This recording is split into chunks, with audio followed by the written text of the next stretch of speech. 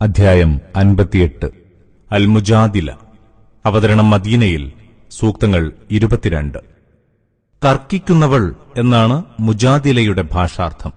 ഒന്നാം സൂക്തത്തിലെ തുജാദിലുക്ക എന്ന ക്രിയാപദത്തിൽ നിന്ന് രൂപപ്പെട്ടതാണ് അധ്യായത്തിന്റെ പേര്. പുരാതന കാലത്തെ വിവാഹമോചന രീതിയായ ലിഹാർ അനുസരിച്ച് വിവാഹമോചിതയായ സ്ത്രീ തന്റെയും കുട്ടികളുടെയും പ്രശ്നമുന്നയിച്ച് പ്രവാചകനോട് പരിഹാരം തേടി തന്റെ കാര്യത്തിൽ ഒരു വിധിക്കായി നിർബന്ധിച്ചു. ആ സ്ത്രീയെ സംബന്ധിച്ചാണ് തർക്കിക്കുന്നവൾ എന്ന് പ്രയോഗിച്ചത്. മദീനയിലേക്കുള്ള ഹിജ്റയ്ക്ക് ശേഷം 5 കൊല്ലം കഴിഞ്ഞാണ് ഈ അധ്യായം അവതീർണമായത്. അക്കാലത്ത് മുസ്ലിങ്ങൾ അഭിമുഖീകരിച്ചിരുന്ന വിവിധ പ്രശ്നങ്ങൾക്ക് ഇതിലെ സൂക്തങ്ങൾ പരിഹാരം നിർദ്ദേശിക്കുന്നു. ബിസ്മില്ലാഹിർ റഹ്മാനിർ റഹീം. തന്റെ ഭർത്താവിനെക്കുറിച്ച് നിന്നോട് തർക്കിക്കുകയും അല്ലാഹുവോട് ആവലാതിപ്പെടുകയും ചെയ്യുന്നവളുടെ വാക്കുകൾ അല്ലാഹു കേട്ടിരിക്കുന്നു. തീർച്ച അല്ലാഹു നിങ്ങൾ ഇരുവരുടെയും സംഭാഷണം ശ്രവിക്കുന്നുണ്ട്. നിശ്ചയമായും അല്ലാഹു എല്ലാം കേൾക്കുന്നവനും കാണുന്നവനുമാകുന്നു. നിങ്ങളിൽ ചിലർ ഭാര്യമാരെ ലിഹാർ ചെയ്യുന്നു. എന്നാൽ ആ ഭാര്യമാർ അവരുടെ മാതാക്കളല്ല, അവരെ പ്രസവിച്ചവർ മാത്രമാണ് അവരുടെ മാതാക്കൾ. അതിനാൽ നീചവും വ്യാജവുമായ വാക്കുകളാണ് അവർ പറയുന്നത്. അല്ലാഹു വളരെ വിട്ടുവീഴ്ച ചെയ്യുന്നവനാണ്, ഏറെ പൊറുക്കുന്നവനും. തങ്ങളുടെ ഭാര്യമാരെ ലിഹാർ ചെയ്യുകയും പിന്നീട് തങ്ങൾ പറഞ്ഞതിൽ നിന്ന് പിന്മാറുകയും ചെയ്യുന്നവർ ഇരുവരും പരസ്പരം സ്പർശിക്കും മുമ്പേ ഒരടിമയെ മോചിപ്പിക്കണം. നിങ്ങൾക്ക് നൽകുന്ന ഉപദേശമാണിത്. നിങ്ങൾ ചെയ്യുന്നതിനെക്കുറിച്ചൊക്കെ നന്നായി അറിയുന്നവനാണ് അല്ലാഹു.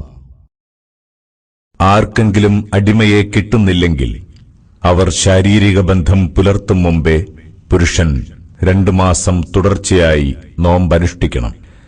ആർക്കെങ്കിലും അതിനും കഴിയാതെ വരുന്നുവെങ്കിൽ അയാൾ 60 അഗതികൾക്ക് അന്നം നൽകണം. നിങ്ങൾ അല്ലാഹുവിലും അവന്റെ ദൂതനിലുമുള്ള വിശ്വാസം സംരക്ഷിക്കാനാണിത്. അല്ലാഹു നിശ്ചയിച്ച ചിട്ടകളാണിവ. സത്യനിഷേധികൾക്ക് നോവേറിയ ശിക്ഷയുണ്ട്.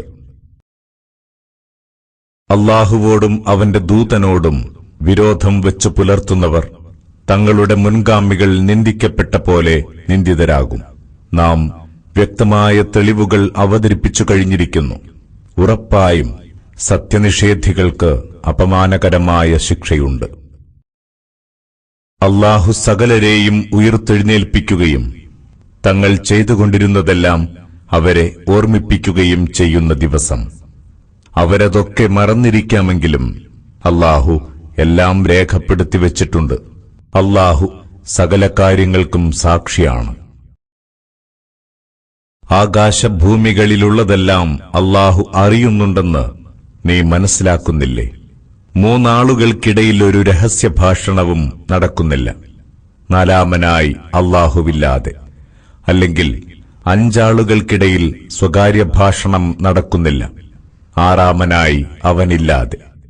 എണ്ണം ഇതിനേക്കാൾ കുറയട്ടെ, കൂടട്ടെ, അവർ എവിടെയുമാകട്ടെ, അല്ലാഹു അവരോടൊപ്പമുണ്ട്. പിന്നെ അവരെന്താണ് ചെയ്തുകൊണ്ടിരുന്നതെന്ന് പുനരുദ്ധാന നാളിൽ അവരെ ഉണർത്തുകയും ചെയ്യും. അല്ലാഹു സർവജ്ഞനാണ്, തീർച്ച. വിലക്കപ്പെട്ട ഗൂഢാലോചന വീണ്ടും നടത്തുന്നവരെ നീ കണ്ടില്ലേ? പാപത്തിനും അതിക്രമത്തിനും ദൈവദൂതനെ ധിക്കരിക്കാനുമാണ് അവർ ഗൂഢാലോചന നടത്തുന്നത്. അവർ നിന്റെ അടുത്തു വന്നാൽ അല്ലാഹു നിന്നെ അഭിവാദ്യം ചെയ്തിട്ടില്ലാത്ത വിധം അവർ നിന്നെ അഭിവാദ്യം ചെയ്യുന്നു. എന്നിട്ട് ഞങ്ങൾ ഇങ്ങനെ പറയുന്നതിന്റെ പേരിൽ അല്ലാഹു ഞങ്ങളെ ശിക്ഷിക്കാത്തതെന്ത് എന്ന് അവർ സ്വയം ചോദിക്കുകയും ചെയ്യുന്നു. അവർക്ക് അർഹമായ ശിക്ഷ നരകം തന്നെ. അവരതിലെരിയും. അവരെത്തുന്നിടം എത്ര ചീത്ത. വിശ്വസിച്ചവരെ, നിങ്ങൾ രഹസ്യാലോചന നടത്തുകയാണെങ്കിൽ അത് പാപത്തിനും അതിക്രമത്തിനും പ്രവാചകധികാരത്തിനും വേണ്ടിയാവരുത്. നന്മയുടെയും ഭക്തിയുടെയും കാര്യത്തിൽ പരസ്പരാലോചന നടത്തുക. നിങ്ങൾ ദൈവഭക്തരാവുക.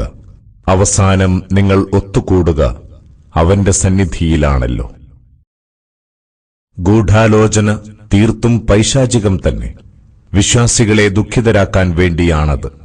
എന്നാൽ അല്ലാഹുവിന്റെ അനുമതിയില്ലാതെ അതവർക്കൊരു ദ്രോഹവും വരുത്തുകയില്ല. സത്യവിശ്വാസികൾ അല്ലാഹുവിൽ ഭരമേൽപ്പിച്ചുകൊള്ളട്ടെ.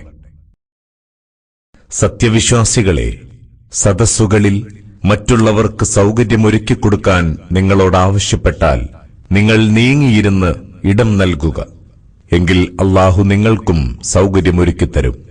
പിരിഞ്ഞു പോവുക എന്നാണ് നിങ്ങളോടാവശ്യപ്പെടുന്നതെങ്കിൽ നിങ്ങൾ എഴുന്നേറ്റ് പോവുക. നിങ്ങളിൽ നിന്ന് സത്യവിശ്വാസം സ്വീകരിച്ചവരുടെയും അറിവ് നൽകപ്പെട്ടവരുടെയും പദവികൾ അല്ലാഹു ഉയർത്തുന്നതാണ്. നിങ്ങൾ ചെയ്യുന്നതൊക്കെയും നന്നായി അറിയുന്നവനാണ് അല്ലാഹു. വിശ്വസിച്ചവരെ, നിങ്ങൾ ദൈവദൂതനുമായി സ്വകാര്യ സംഭാഷണം നടത്തുകയാണെങ്കിൽ നിങ്ങളുടെ രഹസ്യ ഭാഷണത്തിനു മുമ്പായി വല്ലതും ദാനമായി നൽകുക. അതു നിങ്ങൾക്ക് പുണ്യവും പവിത്രവുമത്രേ. അഥവാ നിങ്ങൾക്ക് അതിന് കഴിവില്ലെങ്കിൽ അപ്പോൾ അല്ലാഹു ഏറെ പൊറുക്കുന്നവനും ദയാപരനും തന്നെ. തീർച്ച നിങ്ങളുടെ സ്വകാര്യ സംഭാഷണങ്ങൾക്ക് മുമ്പേ വല്ലതും ദാനം നൽകണമെന്നത് നിങ്ങൾക്ക് വിഷമകരമായോ? നിങ്ങൾ അങ്ങനെ ചെയ്യാതിരിക്കുകയും അല്ലാഹു നിങ്ങളുടെ പശ്ചാത്താപം സ്വീകരിക്കുകയും ചെയ്തതിനാൽ നിങ്ങൾ നമസ്കാരം നിഷ്ഠയോടെ നിർവഹിക്കുക, സകാത്ത് നൽകുക, അല്ലാഹുവിനെയും അവന്റെ ദൂതനെയും അനുസരിക്കുക. നിങ്ങൾ ചെയ്യുന്നതൊക്കെയും നന്നായി അറിയുന്നവനാണ് അല്ലാഹു.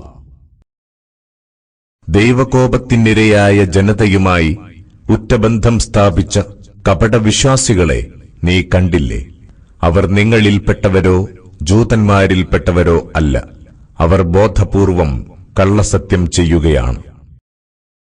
അല്ലാഹു അവർക്ക് കൊടിയ ശിക്ഷ ഒരുക്കിവച്ചിട്ടുണ്ട്. അവർ ചെയ്തുകൊണ്ടിരിക്കുന്നത് തീർത്തും ചീത്ത തന്നെ. തങ്ങളുടെ ശബദങ്ങളെ അവർ ഒരു മറയായി ഉപയോഗിക്കുകയാണ്. അങ്ങനെ അവർ ജനങ്ങളെ ദൈവമാർഗത്തിൽ നിന്ന് തെറ്റിക്കുന്നു. അതിനാൽ അവർക്ക് നിന്ദ്യമായ ശിക്ഷയുണ്ട്. തങ്ങളുടെ സമ്പത്തോ സന്താനങ്ങളോ അല്ലാഹുവിൽ നിന്ന് രക്ഷ നേടാൻ അവർക്ക് ഒട്ടും ഉപകരിക്കുകയില്ല. അവർ നരകാവകാശികളാണ്. അവരവിടെ സ്ഥിരവാസികളായിരിക്കും. അവരെയെല്ലാം അല്ലാഹു ഉയർത്തെഴുന്നേൽപ്പിക്കുന്ന ദിവസം അവർ നിങ്ങളോട് ശപഥം ചെയ്യുന്നതുപോലെ അവനോടും ശപഥം ചെയ്യും. അതുകൊണ്ട് തങ്ങൾക്ക് നേട്ടം കിട്ടുമെന്ന് അവർ കരുതുകയും ചെയ്യും. അറിയുക, തീർച്ചയായും അവർ കള്ളം പറയുന്നവർ തന്നെ. പിശാച് അവരെ തന്റെ പിടിയിലൊതുക്കിയിരിക്കുന്നു. അങ്ങനെ അല്ലാഹുവെ ഓർക്കുന്നതിൽ നിന്ന് അവനവരെ മറപ്പിച്ചിരിക്കുന്നു. അവരാണ് പിശാചിന്റെ കക്ഷി. അറിയുക, നഷ്ടം പറ്റുന്നത് പിശാചിന്റെ കക്ഷിക്കാർക്കു തന്നെയാണ്. അല്ലാഹുവോടും അവന്റെ ദൂതനോടും വിരോധം വെക്കുന്നവർ പരമനിന്ദ്യരിൽപ്പെട്ടവരത്രേ. ഉറപ്പായും താനും തന്റെ ദൂതന്മാരും തന്നെയാണ് വിജയം വരിക്കുക എന്ന് അല്ലാഹു വിധി എഴുതിക്കഴിഞ്ഞിരിക്കുന്നു. അല്ലാഹു സർവശക്തനും അജയ്യനുമാണ്. തീർച്ച അല്ലാഹുവിലും അന്ത്യദിനത്തിലും വിശ്വസിക്കുന്ന ഒരു ജനത അല്ലാഹുവോടും അവന്റെ ദൂതനോടും വിരോധം വെച്ചു പുലർത്തുന്നവരോട് സ്നേഹബന്ധം സ്ഥാപിക്കുന്നതായി നിനക്ക് കാണാനാവില്ല. ആ വിരോധം വെച്ചു പുലർത്തുന്നവർ സ്വന്തം പിതാക്കന്മാരോ പുത്രന്മാരോ സഹോദരന്മാരോ മറ്റു കുടുംബക്കാരോ ആരായിരുന്നാലും ശരി, അവരുടെ മനസ്സുകളിൽ അല്ലാഹു സത്യവിശ്വാസം സുദൃഢമാക്കുകയും തന്നിൽ നിന്നുള്ള ആത്മചൈതന്യത്താൽ അവരെ പ്രബലരാക്കുകയും ചെയ്തിരിക്കുന്നു.